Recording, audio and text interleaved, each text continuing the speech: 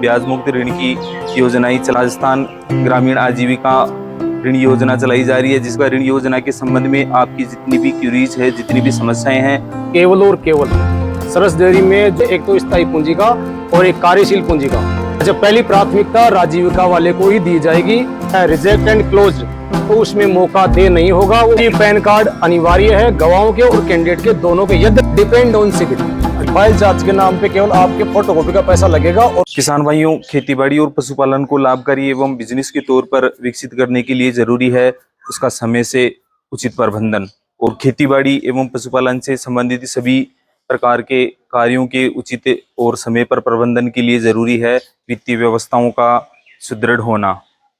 सभी किसानों के पास वित्तीय व्यवस्थाएं सुदृढ़ हो यह आवश्यक नहीं है, इसलिए खेतीबाड़ी संबंधी कार्यों के सुदृढ़ीकरण के साथ साथ एडिशनल रोजगार विकसित करने के लिए राज्य एवं केंद्र सरकारों के द्वारा समय समय पर विभिन्न प्रकार की सस्ती दर पर ऋण उपलब्ध करवाने एवं ब्याज मुक्त ऋण की योजनाएं चलाई जाती है।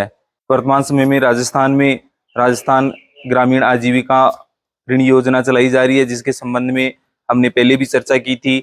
इस योजना के तहत आवेदकों की बहुत सी समस्याएं हैं और आज यह वीडियो राजस्थान ग्रामीण परिवार आजीविका ऋण योजना के संबंध में आ रही समस्याओं के संपूर्ण समाधान को लेकर है। इसलिए अगर राजस्थान ग्रामीण परिवार आजीविका ऋण योजना के संबंध में आपका भी कोई प्रश्न है या किसी प्रकार की समस्या है तो वीडियो के अंत तक बने रहे ताकि आपको संपूर्ण जानकारी मिल सके। वीडियो पसंद आए तो लाइक और शेयर करना न भूलें। साथ ही साथ अगर आप चैनल पर नए हैं तो चैनल को सब्सक्राइब करके बेल आइकन दबा लें ताकि सभी प्रकार की जानकारियां आपको समय पर मिलती रहे। किसान भाइयों, राजस्थान ग्रामीण परिवार आजीविका ऋण योजना के संबंध में आपकी जितनी भी क्यूरीज है, जितनी भी समस्याएं हैं, उनका आज समाधान करने के लिए हमारे साथ हैं श्रीमान सीताराम जी चौधरी साहब, जो जालसू में राजीविका का क्लस्टर चलाते हैं। ये हमें आपकी हर समस्या का समाधान देंगे और इस वीडियो के बाद इस योजना से संबंधित किसी भी प्रकार का आपका कंफ्यूजन नहीं रहेगा। सीताराम चौधरी जी से चर्चा कर लेते हैं आपकी सभी समस्याओं के बारे में। सीताराम जी नमस्कार। जी सर नमस्कार।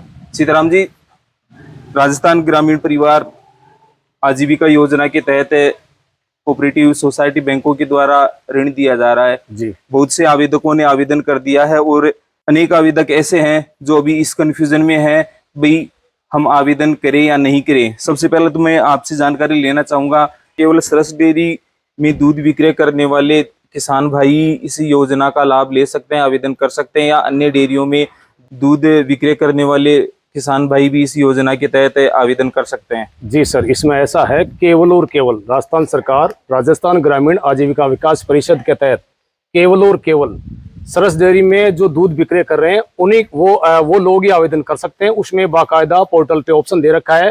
पहला ऑप्शन राजीविका सदस्य, दूसरा डेयरी समूह और तीसरा है अन्य। तो इसमें केवल प्राइवेट डेयरी को अथॉरिटी नहीं किया है, केवल सरस डेयरी के जो कस्टमर्स हैं वो ही आवेदन कर सकते हैं। उसमें बाकायदा डेयरी का सेंटर कोड भरवाता है। तो जो किसान भाई अन्य डेयरियों में दूध बेच रहे हैं अपना, तो वो इसके लिए आवेदन नहीं कर सकते या किसी कैटेगरी में जाके वो भी आवेदन कर सकते हैं? जी, वो डेयरी समूह से आवेदन नहीं कर सकते। वो अन्य का पोर्टल पे एक ऑप्शन है, उस अन्य को सिलेक्ट करो और वो भी आवेदन के लिए ऋण के लिए आवेदन कर सकते हैं। बहुत अच्छी जानकारी दी आपने। अच्छा, दूसरा ये जो स्वयं सहायता समूह वाला है ऋण जी योजना के तहत, इस योजना में स्वयं सहायता समूहों के माध्यम से भी कोऑपरेटिव सोसाइटी बैंक ऋण दे रहे हैं, तो इसके बारे में भी हमारे किसान भाइयों को बता दे भाई किन समूहों से जुड़े हुए किसान भाई समूहों के माध्यम से ऋण ले सकते हैं? जी, राजस्थान सरकार द्वारा राजस्थान के प्रत्येक जिले में प्रत्येक ब्लॉक में राजीविका का क्लस्टर का गठन कर रखा है। उसमें 10 से लेकर के 15 तक के मेंबर होते हैं। बाकायदा उस एसएसजी को सेल्फ हेल्प सोसाइटी होती है, ग्रुप होता है, उसको आईडी मिलती है गवर्नमेंट के द्वारा। वो मेंबर राजीविका वाला ऑप्शन चूज करके फॉर्म का सबमिट कर सकते हैं। उसमें 2 एस्टिमेट के फॉर्म लगेंगे, एक तो स्थायी पूंजी का और एक कार्यशील पूंजी का। 2 गारंटर्स के आधार कार्ड स्कैन होंगे और खुद का पैन कार्ड चाहिएगा। अच्छा, पहली प्राथमिकता राजीविका वाले को ही दी जाएगी। 3000 करोड़ का जो लोन है ब्याज मुक्त, उसमें 1 लाख कैंडिडेट तो राजीविका के होंगे, बाकी 50,000 सरस डेयरी के होंगे और अन्य कोई प्राथमिकता लास्ट में अगर बजट बचेगा तो मिलेगा, अन्यथा अन्य वाले लोगों को प्राथमिकता नहीं मिलेगी। आपके कहने का मतलब ये हो गया कि जो राजीविका से जुड़े हुए हैं वो लोग वो सीनियरिटी में रहेंगे। वो सीनियरिटी में रहेंगे। इसके बाद जो सरस डेयरी से जुड़े हुए हैं उनको सेकंड प्राथमिकता उनको है, और थर्ड प्राथमिकता जो अन्य का ऑप्शन है पोर्टल पे जी उनको मिलेगा साहब। अच्छा, आगे की जानकारी में मैं आपसे जानना चाहूंगा, जिन लोगों के ऑनलाइन आवेदन में स्टेटस में दिखा रहा है भी आपका लोन सैंक्शन हो गया है और आप अपने जो मूल डॉक्यूमेंट्स है वो हेड ऑफिस भेजे। जी, मैं इसकी जानकारी विस्तार से देता हूं। पोर्टल पे आपको आवेदन करने के बाद में 3 प्रकार के स्टेटस दिखेंगे। पहला, रिजेक्ट एंड क्लोज्ड। अगर ऐसा स्टेटस आपके लॉगिन में आ रहा है, एसएसओ आईडी में आ रहा है रिजेक्ट एंड क्लोज्ड, तो उसमें मौका दे नहीं होगा, वो फॉर्म आपका पूरी तरह खारिज हो चुका है। अगर दूसरा option objected and send back आ गया है, तो उसमें क्लाइंट को दूसरा मौका मिलेगा। जो भी कागज की कमी रह गई उसको आप पूरा कर सकते हैं। जिन लोगों के क्लोज्ड हो गए हैं उनका दोबारा से कोई विचार किया जाएगा एप्लीकेशन पे, दोबारा से अप्लाई कर सकते हैं वो लोग? जी, जिन आवेदकों के फॉर्म डायरेक्ट क्लोज कर दिए हैं, ये ग्रामीणों के साथ अन्याय है।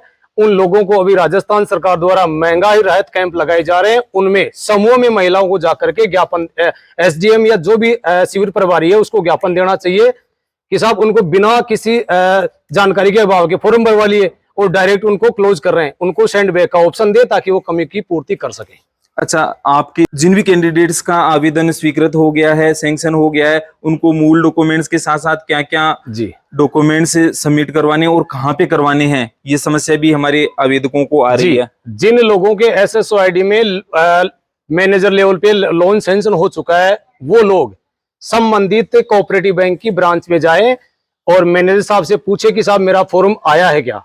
अगर मैनेजर साहब बोलते हैं कि हमारे यहाँ लॉगिन में वैशाली नगर जो हेड ब्रांच है इसकी कोऑपरेटिव बैंक की, वहां से अप्रूव्ड होकर के आ गया है, तो वो लोग अपने दोनों गवाहों के आधार कार्ड, दोनों गवाहों के पैन कार्ड, दोनों गवाहों की 2-2 फोटो, दोनों गवाह मौजूद होंगे, मैनेजर की उपस्थिति में उनके साइन होंगे, खुद कैंडिडेट की 3 फोटो और 25 पन्नों का फॉर्म मैनेजर देंगे, उसको कंप्लीट करके सबमिट करना है।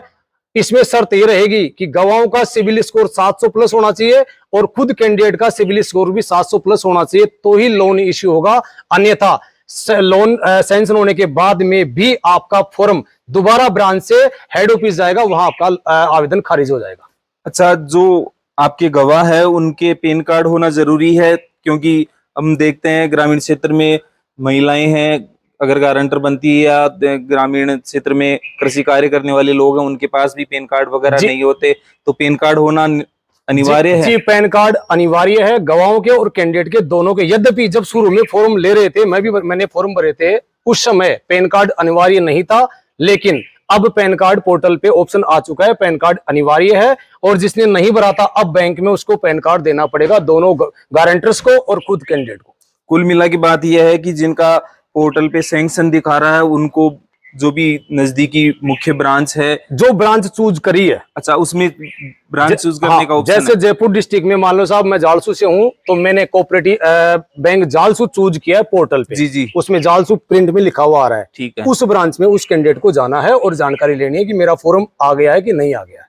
अच्छा, वहां जाने के बाद ये पूरी कागजी कार्रवाई की जाएगी। कागजी कार्रवाई करने के बाद जो लोन सैंक्शन का कार्य है यहाँ ब्रांच से हो जाएगा या इससे संबंधित डॉक्यूमेंट्स या पत्रावली मुख्य जो आपका हेड ऑफिस है वहां जाएगी? ब्रांच केवल सुपरविजन का काम करेगा।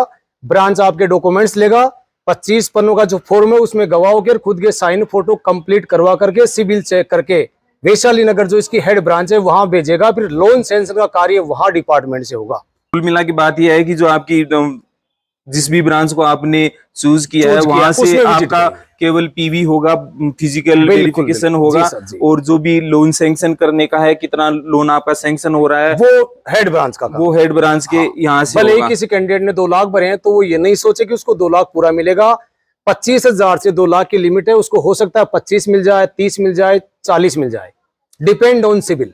अच्छा, सिविल के ऊपर बिल्कुल डिपेंड करता है। अगर आपका सिविल स्कोर अच्छा है तो आपको ही लोन मिलेगा।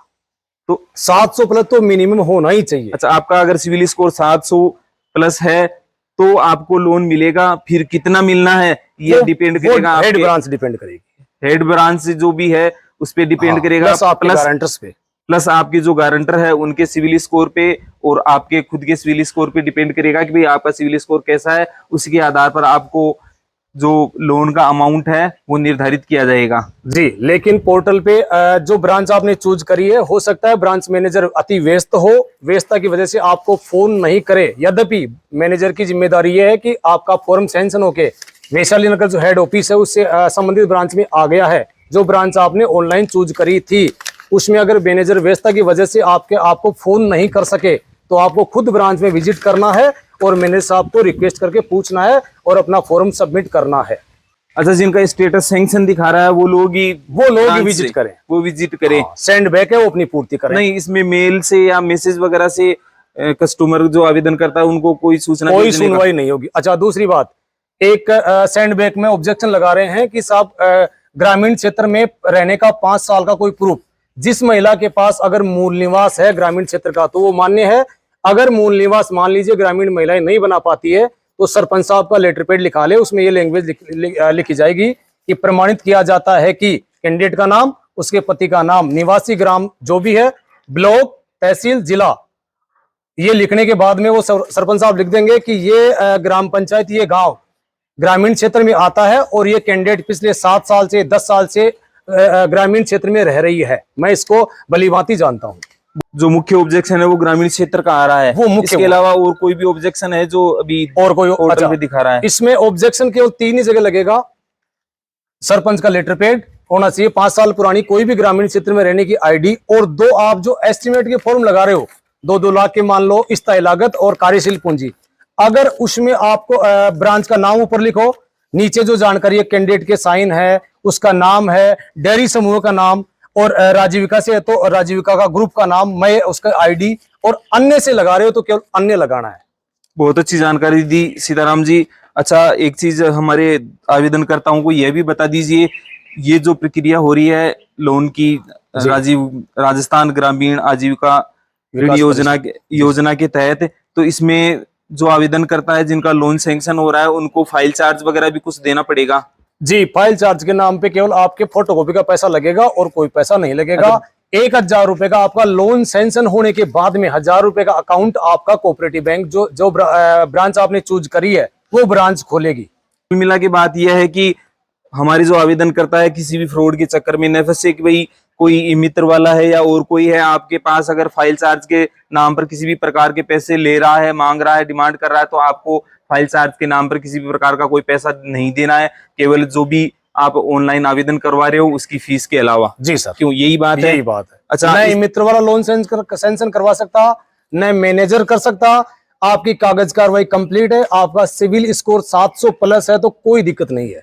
सीताराम जी, यह भी बता दीजिए साथ ही साथ ब्याज मुक्त ऋण है, इसको वापस जमा करवाने की क्या स्थिति है? फिलहाल राजस्थान सरकार का पहला प्रोजेक्ट है, फिलहाल कोई सूचना नहीं है कि कैसे किस्तें जमा होगी, कैसे ब्याज लेगा। अभी केवल फाइलें सैंक्शन हो रही है, लोन आवंटन के लिए जो ओके फाइल्स हैं वो मुख्यालय जा रही है, अभी ऐसा कोई प्रावधान नहीं है। इसमें कोई सब्सिडी वगैरह का भी प्रावधान है क्या? जो लोन दिया जा रहा है उसमें किसानों को कोई सब्सिडी वगैरह मिलेगी या कोई छूट वगैरह मिलेगी? हाँ जी सर, वो सब्सिडी वही है 8% जो कोऑपरेटिव बैंक जो ब्रांच से आपका लोन सैंक्शन करेगी, उस ब्रांच को 8% की दर से जो ब्याज आपसे ब्रांच लेनी थी वो गवर्नमेंट इस ब्रांच को डायरेक्ट ट्रांसफर करेगी। अच्छा, उसमें कैंडिडेट को कोई ब्याज नहीं देना है। अच्छा, जो ऋण के लिए आवेदन करता है उनको जो 8% ब्याज देना था वो ब्याज गवर्नमेंट वहन करके सीधे ब्रांच को देगी? सीधे ब्रांच, वो सब्सिडी, वो फायदा आवेदनकर्ता को मिल रहा है। फिलहाल किस्तों का कोई इश्यू नहीं है, कैसे लेना है क्या करना है अभी कोई गाइडलाइन नहीं है, केवल 8% ब्याज कोऑपरेटिव बैंक को राजस्थान गवर्नमेंट देगी। कितने दिन बाद जमा करवाने का प्रावधान है इसमें भी? ऐसा भी सर कोई गाइडलाइंस नहीं है। अच्छा, इसकी भी कोई गाइडलाइन नहीं है कि 12 महीने बाद जमा होना है, 6 महीने बाद जमा होना है? जी ठीक, तो देखा किसान भाइयों, आप राजस्थान आजीविका ग्रामीण योजना के तहत जो ऋण के लिए आवेदन कर रहे हैं उसके संबंध में मेरे ख्याल से आपको अब किसी भी प्रकार का कोई कंफ्यूजन नहीं होना चाहिए। फिर भी अगर आपकी किसी भी प्रकार की कोई समस्या है तो डिस्क्रिप्शन बॉक्स में हमारे सीताराम जी के कॉन्टेक्ट नंबर दे रखे हैं, आप इनसे संपर्क करके अपना कंफ्यूजन दूर कर सकते हैं। तब तक के लिए राम राम साहब, राम राम, धन्यवाद।